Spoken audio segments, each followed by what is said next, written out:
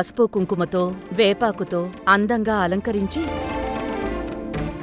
అందులో బియ్యం, పాలు, బెల్లం, నెయ్యి కలిపిన వండిన పరమాణాన్ని నైవేద్యంగా బోనం కుండలో నింపి ఆ కుండపై జ్యోతిని వెలిగించి ఇంటినుంచి తలపై పెట్టుకుని ఊరేగింపుగా బయలుదేరతారు. అలాగే నైవేద్యంతో పాటు ఆ అమ్మవారికి శాఖ సమర్పించడం అనేది పవిత్రమైన ఆచారం. ఆషాఢమాసంలో ఉక్కపోత ఎక్కువగా ఉంటుంది. పుట్టింటికి నడిచి వచ్చే అమ్మవారు అలసిపోయి దప్పికతో వస్తుందని భక్తుల నమ్మకం. అందువల్ల చలవ చేసే గుణమున్న పసుపు, వేపాకు, ఉల్లిగడ్డలతో కూడిన ఈ శాఖ నీళ్లను సమర్పించి అమ్మవారి దాహాన్ని తీర్చి శాంతింపజేస్తారు.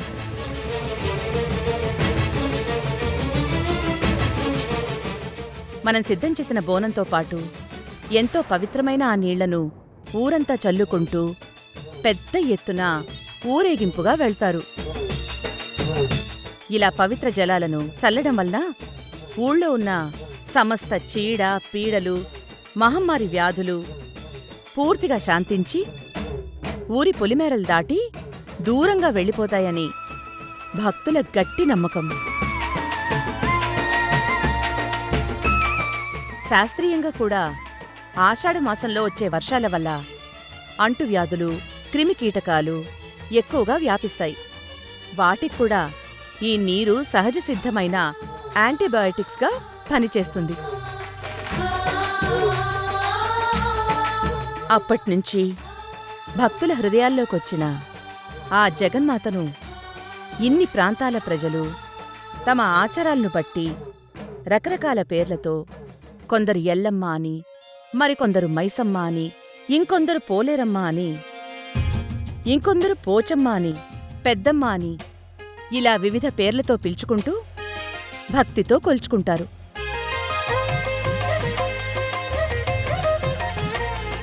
ఆషాఢమాసం నెల రోజుల పాటు అత్యంత భక్తి శ్రద్ధలతో బోనాలు చేసి ఆ తల్లిని శాంతింపజేయడం అనేది కేవలం ఒకరి వ్యక్తిగత పూజ కాదు. దీనివల్ల కుటుంబాలన్నీ సుఖ సంతోషాలతో వర్ధిల్లుతాయి.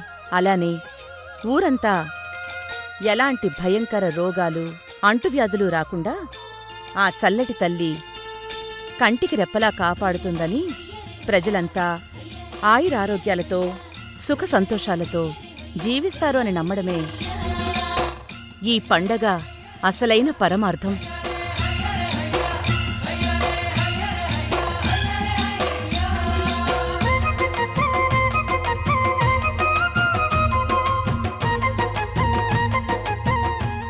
మన ఇల్లు కూడా సుఖ సంతోషాలతో ధర్మతేజ గారికి గతం గుర్తుకు రావడం వలన పూర్వ వైభవం వచ్చింది. ఇదంతా ఎందుకు రానమ్మా? అన్నం పాత్రే బోనమని ఒకే ఒక్క ముక్కలో చెప్తే పోలా? తప్పు చిత్రావతి. బోనం అంటే అన్నం పెట్టిన పాత్ర కాదు, ఎంతో కృతజ్ఞత నింపిన మనసు. మా తలపై మోసేది కేవలం బోనం మాత్రమే కాదు, ఒక నమ్మకం. బోనం మోస్తూ వేసే ప్రతి అడుగులోనూ ఒక నమ్మకం, ఒక దైవత్వం, ఒక మొక్కుబడి, ఒక జీవితం ఉంటుంది. సూపర్ రాణమ్మ, బోనాల గురించి చాలా గొప్పగా చెప్పావు.